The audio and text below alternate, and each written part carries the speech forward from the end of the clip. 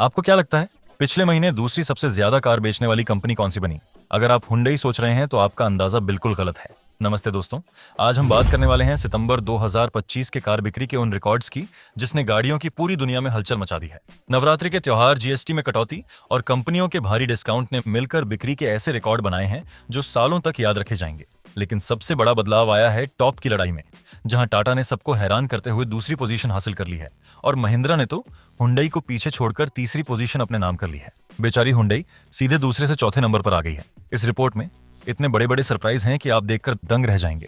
तो आराम से बैठ जाइए क्योंकि आज सबके होश उड़ने वाले हैं। चलिए गिनती शुरू करते हैं सबसे नीचे से, यानी 14वें नंबर से। इस जगह पर है जीप, एक ऐसी कंपनी जो अपनी ताकतवर एसयूवी के लिए जानी जाती है। जीप ने सितंबर के महीने में कुल 300 गाड़ियां बेची हैं। अगर हम इसकी तुलना अगस्त 2025 से करें, जहां उन्होंने 210 गाड़ियां बेची थीं, तो यहां 42.9% की एक बहुत ही अच्छी बढ़त हुई है। देखिए, जीप की गाड़ियां हर कोई नहीं खरीदता, ये कुछ खास लोगों को ही पसंद है। इसलिए 300 का नंबर भी उनके लिए काफी अच्छा है, खासकर त्योहारों के समय में। कंपास और मेरिडियन जैसी गाड़ियों की मांग बढ़ना यह दिखाता है कि लोग अब महंगी और अच्छी गाड़ियों पर भी पैसा खर्च करने से डर नहीं रहे हैं। अब आते हैं 13वें नंबर पर, और यहाँ है सिट्रोएन। इस फ्रांसीसी कंपनी ने तो पिछले महीने सच में कमाल ही कर दिया है। सिट्रोएन ने सितंबर में कुल 734 गाड़ियां बेची, जबकि अगस्त में यह नंबर सिर्फ 403 गाड़ियों का था, यानी कि एक महीने में 82.01% का जोरदार उछाल। ये इस पूरी लिस्ट की सबसे बड़ी मासिक बढ़त में से एक है। इसका सीधा सा मतलब है कि सिट्रोएन C3 और C3 एयर क्रॉस जैसी गाड़ियों को लोग पसंद कर रहे हैं। कंपनी ने त्योहारों के मौसम में जो छूट दी, उसका सीधा असर उनकी बिक्री पर दिखा है। यह दिखाता है कि अगर कार अच्छी हो और कीमत सही हो तो भारत के ग्राहक कंपनियों को भी मौका देने के लिए तैयार हैं। 12वें नंबर पर है निशान। एक समय था जब निशान भारतीय बाजार में बहुत अच्छा नहीं कर रही थी, लेकिन एक कार ने इनकी किस्मत बदल दी, और वो है निशान मैग्नाइट। सितंबर 2025 में निशान ने कुल 1652 गाड़ियां बेची। अगस्त में उन्होंने 1384 गाड़ियां बेची थीं, जिसके मुकाबले यह 19.4% की एक अच्छी बढ़त है। निशान की सारी बिक्री मैग्नाइट की वजह से हो रही है। यह कार कम दाम में बहुत कुछ देती है और इसी वजह से लोग इसे खरीद रहे हैं। निशान को अब यह सोचना होगा कि वो मैग्नाइट की इस कामयाबी को आगे कैसे बढ़ाते हैं, और क्या वह भारतीय बाजार के लिए कोई नई कार लाने की सोच रहे हैं या नहीं। अब 11वीं जगह की बात करते हैं, जहां आती है फॉक्सवैगन। ये जर्मन कंपनी अपने शानदार बनावट और मजबूती के लिए जानी जाती है।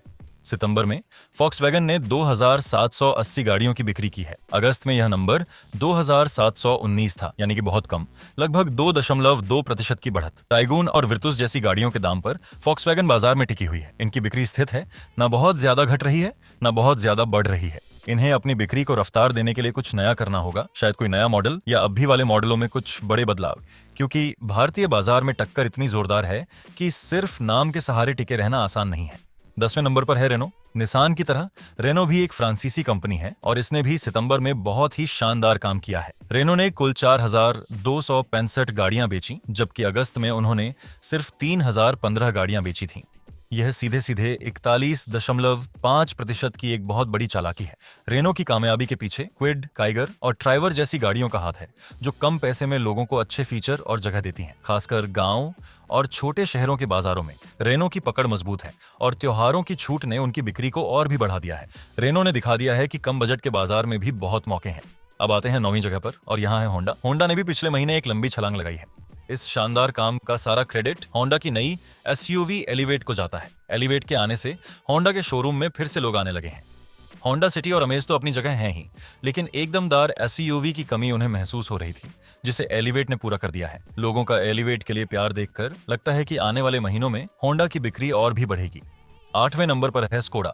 फॉक्सवैगन ग्रुप की यह कंपनी भी अब मजबूत गाड़ियों के लिए जानी जाती है, और इसने भी सितंबर में बहुत अच्छा काम किया है। स्कोडा ने 6636 गाड़ियां बेची हैं। अगस्त में यह नंबर 4971 था, यानी 33.5% की शानदार बढ़त। कुशाक और स्लाविया, इन दो मॉडलों ने स्कोडा की किस्मत बदल दी है। यह दोनों गाड़ियां अपनी अपनी कैटेगरी में बहुत पसंद की जा रही हैं, और इनकी मजबूत बनावट, चलाने का शानदार अनुभव और अच्छे फीचर्स लोगों को अपनी ओर खींच रहे हैं। स्कोडा ने दिखा दिया है कि अगर आप भारत के लोगों को अच्छी क्वालिटी और सुरक्षा देंगे तो वो आपको निराश नहीं करेंगे। 7वीं जगह पर है एमजी, यानी मॉरिस गैरेज। इस ब्रिटिश ब्रांड ने भारतीय बाजार में अपनी एक अलग पहचान बना ली है। एमजी ने सितंबर में 6728 गाड़ियां बेची हैं, जो अगस्त के 6578 के नंबर से थोड़ी सी ज्यादा, यानी 2.3% की बढ़त है। एमजी की बिक्री भी काफी स्थिर है। हेक्टर, एस्टर, ग्लोस्टर और उनकी बिजली से चलने वाली गाड़ियां लगातार अच्छा कर रही हैं। एमजी की कामयाबी का राज है फीचर से भरी गाड़ियां। वो अपनी गाड़ियों में इतने फीचर्स दे देते हैं कि ग्राहक उनकी तरफ खींचा चला आता है। अब हम लिस्ट के उस हिस्से में आ गए हैं जहां नंबर बड़े होने लगते हैं और टक्कर और भी कड़ी हो जाती है। छठवें नंबर पर है किया, हुंडई की ही साथी। इस कंपनी ने बहुत कम समय में भारतीय बाजार पर अच्छी पकड़ बना ली है। किया ने सितंबर में 22,700 गाड़ियां बेची हैं। अगस्त में उन्होंने 19,608 गाड़ियां बेची थीं, यानी 15.8% की एक मजबूत बढ़त। सेल्टोस के नए मॉडल और कैरेंस के नए मॉडल ने किया की बिक्री में आग लगा दी है। नए जमाने के फीचर्स और अलग अलग तरह के इंजन के लिए जानी जाती है। किया ने दिखा दिया है कि अगर आप बाजार की पसंद को समझते हैं तो कामयाबी आपके कदम चूमती है। पांचवें नंबर पर है टोयोटा और यहाँ हमें पिछले महीने का पहला बड़ा झटका लगता है। टोयोटा, जो अपने भरोसे के लिए जानी जाती है, उसकी बिक्री में कमी आई है। सितंबर में टोयोटा ने 27,079 गाड़ियां बेची, जबकि अगस्त में यह नंबर 29,002 था, यानी 7.6% की कमी। ये काफी हैरानी की बात है, खासकर त्योहारों के महीने में। इनोवा, फॉर्च्यूनर और हाई राइडर जैसी गाड़ियों के होते हुए भी बिक्री का गिरना सोचने वाली बात है। इसके पीछे गाड़ियों में सप्लाई की दिक्कत हो सकती है, या फिर हो सकता है दूसरी कंपनियों के नए मॉडल टोयोटा के ग्राहकों को अपनी ओर खींच रहे हों। टोयोटा को इसमें गंभीरता से सोचना होगा। दोस्तों, वो समय आ गया है जिसका आप सब इंतजार कर रहे थे। टॉप 4 की लड़ाई में, जहां पिछले महीने सबसे बड़ा भूचाल आया है।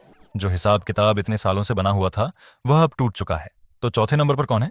चौथे नंबर पर है हुंडई। जी हाँ, आपने सही सुना। भारत की दूसरी सबसे बड़ी कार कंपनी रही हुंडई अब खिसक कर चौथे नंबर पर आ गई है। यह भारतीय कार बाजार के इतिहास के सबसे बड़े बदलावों में से एक है। हुंडई ने सितंबर में 51,547 गाड़ियां बेची। हालांकि अगस्त के 44,001 के नंबर से यह 17.1% की बढ़त है, लेकिन यह बढ़त काफी नहीं थी। क्रेटा और वेन्यू जैसी सुपरहिट गाड़ियों के बावजूद हुंडई के चौथे नंबर पर फिसलना यह दिखाता है कि टक्कर कितनी जोरदार हो गई है। टाटा और महिंद्रा की एसयूवी ने हुंडई के बाजार में सीधी चोट की है। हुंडई के लिए यह एक खतरे की घंटी है और उन्हें अपनी प्लानिंग पर फिर से सोचना ही होगा। तो अगर हुंडई चौथे पर है तो तीसरे पर कौन है? तीसरी जगह पर कब्जा किया है महिंद्रा। एंड महिंद्रा ने अपनी दमदार और सुरक्षित एसयूवी के लिए मशहूर इस भारतीय कंपनी ने शानदार काम करते हुए तीसरी जगह हासिल की है। महिंद्रा ने सितंबर में 56,233 गाड़ियां बेची। अगस्त में यह नंबर 39,799 था। ये 42.7% का एक बहुत बड़ा उछाल है। Scorpio, N, XUV 7, double O और थार का जादू लोगों के सिर चढ़कर बोल रहा है। इन गाड़ियों के लिए लंबे इंतजार के बाद भी लोग इन्हें खरीदने के लिए तैयार हैं। महिंद्रा ने साबित कर दिया है कि अगर आप भारत के लोगों को वो चीज दें जो वो चाहते हैं, यानी कि दमदार, सुरक्षित और फीचर्स से भरी एसयूवी, तो आपको और ज्यादा पसंद करेंगे। महिंद्रा ने हुंडई को पीछे छोड़कर यह दिखा दिया है कि अब वो रुकने वाले नहीं हैं। अब सवाल यह है कि अगर महिंद्रा तीसरे पर है तो दूसरे नंबर का ताज किसके सिर सजा है? तो दोस्तों, दूसरे नंबर पर है टाटा मोटर्स। यह भारतीय कार बाजार के लिए एक यादगार पल है।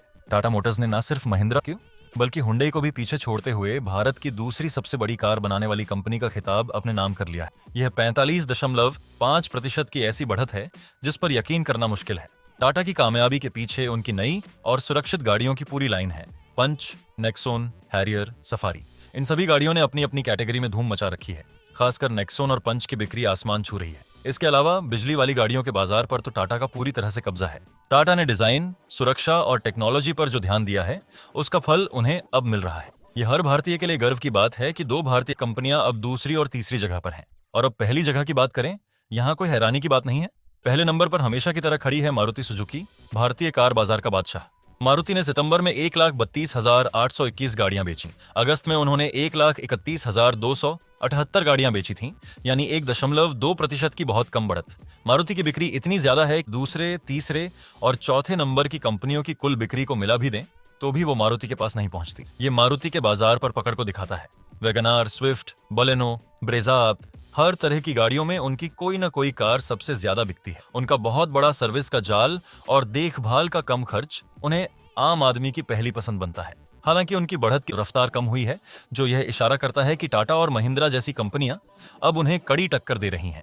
तो दोस्तों, यह थी भारतीय कार बाजार की पूरी कहानी। कुल मिलाकर 2,45,000